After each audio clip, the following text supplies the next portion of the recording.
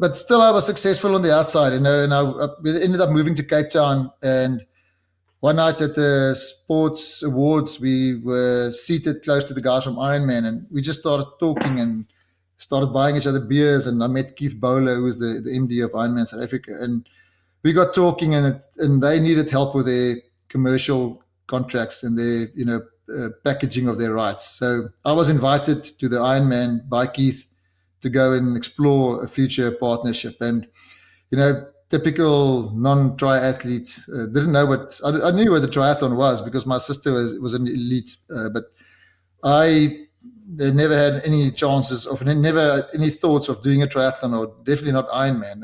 Didn't really know what Ironman was. And I arrived there that morning, and Keith told me, "Don't miss the swim start. It's pretty intense, and it's a big deal. You shouldn't miss it." So I remember walking. I didn't really feel like it. I didn't really, had huge expectations, but I ended up going, and I stood on that beach, and I couldn't believe what I saw. I mean, these people were my age and older, and they were so fit and lean. And then I heard the distances of Ironman, and I thought it's a challenge to see if there's anyone here that can do that. I didn't realize it's professionals and elite age groupers racing this thing. And I was fascinated. I stood there, and South Africa as a very dramatic start to the Ironman. I mean, you've got these traditional Zulu dancers with their spears, and they play the anthem. It's an electric atmosphere, and I've got goosebumps now. I stood there, and I couldn't believe what I saw. And right there, I had the urge to be one of these people. So I was probably weighing 115 or something, and I can show you some before. It looked like bees stung me. I was out of shape and unfit, and I haven't exercised in years. And I went back truly inspired, and I thought, I'll be the next year. I will be there. I then worked out it's the next one is going to be it's every year, and it's going to be this date.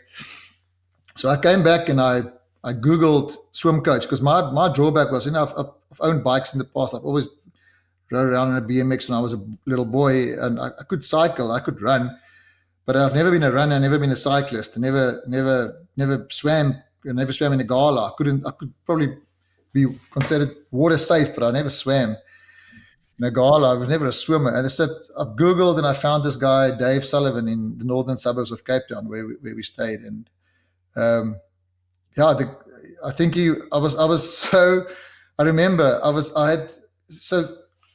how my mind works, it takes me a long time to decide things. I'm a slow thinker on some things, and then when I pull the trigger, it's 1,000%. So, which is, a lot of my clients are like that. I found that's something that's inherent to the sport. A lot of people are very driven.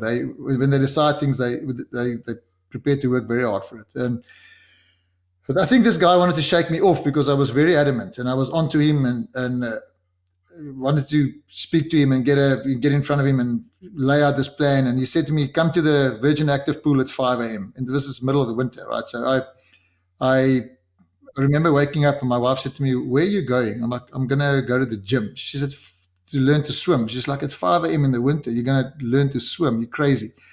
And I remember going there, and I saw Dave there, and I couldn't swim one length. It was a 20-meter pool at the Virgin Active in Durbanville. I couldn't swim one length of a 20-meter pool. I remember coming up in the middle of it, and I just said to him, "Okay, well, this is way harder than I thought. I won't be able to do this." And he said to me, "Come back tomorrow." So I got out, and I for a long time decided I'm not going to arrive the next day, but then I did. I went the next morning, and I swam 2 lengths, and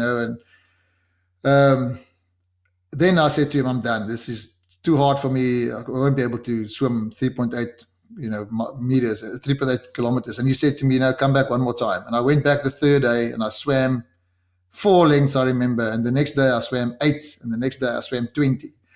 And that's how I started. And the next year I was at the beach, and it was a particularly, it was still the days of the mass start, and it was a windy day, and I swam a 109, which I think for a non-swimmer, a guy who couldn't swim a year before, I think is a decent time. That's a very good time.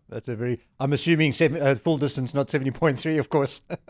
Yeah, no. So my plan was to do the Ironman as my first triathlon, And it was the Ironman African Championships. But before that, in the lead up to that, I did one Olympic distance, I remember, and then which actually was a funny story. I swam so skew, Rob. It was a Slanghoek triathlon, and there's this embankment on the side where people have barbecues and stuff. So I remember I swam so far off course, and when I tried to sight and I tried to breathe on the right side, and I saw someone's legs here next to me, and I was like, "What the hell?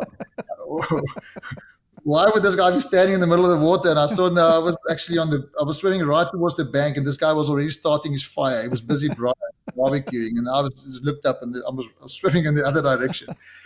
And then after that, I did one 70.3 in East London, and then we did that. So it was, I think, October, I did the Slanghoek triathlon, and January we did the East London one, and then April I did the Ironman. So how old were you then, Stefan, when you did that? Not all the other ones, the Ironman race. But how old were you when you started, when you did that race? I was, I think I was 39 or, yeah, just before my 40s. So yeah, that's quite late in life, eh?